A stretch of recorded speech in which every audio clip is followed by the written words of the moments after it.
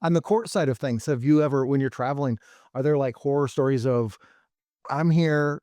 Now there's a complete change of events or agenda change that is very difficult to pivot to because, you're not at your office. Has there been a situation like that? You never know what's gonna I've been in a situation where I've flown, and while I'm in the air to Korea, the commanding generals decide to dismiss the charges, and maybe that's permanently, maybe they're going to re-prefer charge or do something later. So now I land in Seoul and there's no more charges and we're supposed to go to trial. Well, God, if you could let me know like 12 hours ago or 20 hours Right. ago, and I would have Yeah. saved the client a lot of money and expense and travel. I've had that happen. I've showed up to a motions hearing or a trial, and now there's a discovery violation or new issues come up. And instead of being in trial for a week, the case gets continued.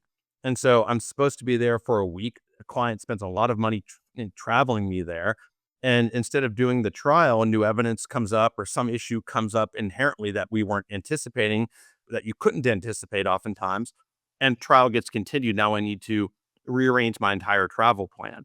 And what becomes more difficult is, let's say I have multiple trials going on where I'm supposed to be in Korea one week, the following week I'm going to be in Japan, the following week I'm going to be in Hawaii.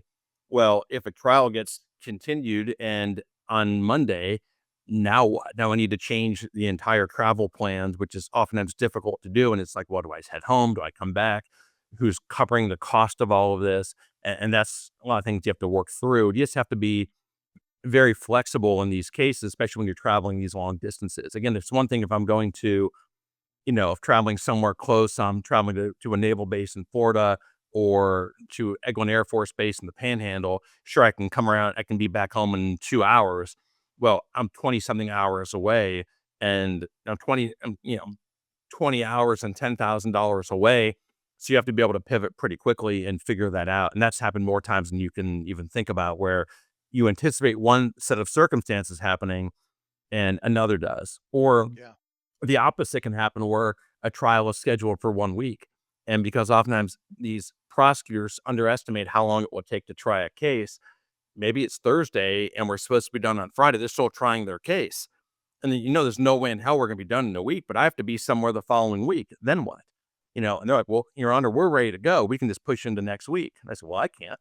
Have you come across a situation where you go for, you're somewhere for a week and you're actually end up being there for like a month? Yeah, it happened last year in Okinawa. It was like the never-ending war, right? We were supposed to be there for a week in Okinawa for a trial, and there was some significant issues with the way the prosecutor was turning over discovery. They had turned over in over 10,000 pages of text messages to us last minute, and they were all in Puerto Rican slang, and we had to get all of them translated. And this one issue after another. And Ben and I were literally in Okinawa for the entire month. The case took over 3 weeks to try, and I was supposed to be there for one week. So I had 1 week blocked off. We got there the Wednesday before, and we spent the entire month in Okinawa, which it was supposed to be a week, week and a half. And so you need to be able to pivot to that. And people hire us for the ability to do that. Now, it took a hell of a lot of logistics and legwork. I literally continued other cases, moved to other trials with even things like hotels. You have a hotel for a week in May in Okinawa. It's their peak season. You can't, for a while, we didn't have a hotel. There were no more rooms available. So we had to jump hotels. I was changing hotels 3 times in one week, and that's with all my suits, everything with court. I was Really? repacking, unpacking, just trying to get a hotel that can get us a week at a time, and we were there for almost a month. We had an exceptionally good result there, but you have to have the flexibility to do that. And if that happens in your case, and it can, you sure as hell don't want you to have the attorney's first time they're ever doing a case in Okinawa to be figuring this all out. I've heard of attorneys just leaving, saying, "Well, I can't," and they're leaving or trying to get released halfway through. You have to have the ability to see those types of cases through, and those are the risks that we take on when we do a case in Asia that clients just don't understand. And part of what you're paying for is our ability to, when things go wrong, we're going to be able to adapt to those and still win and still proceed forward and not just get bogged down in it, because it happens quite a bit. Again, we were in Okinawa for a month, the entire month of May, when I was supposed to be there for a week and a half.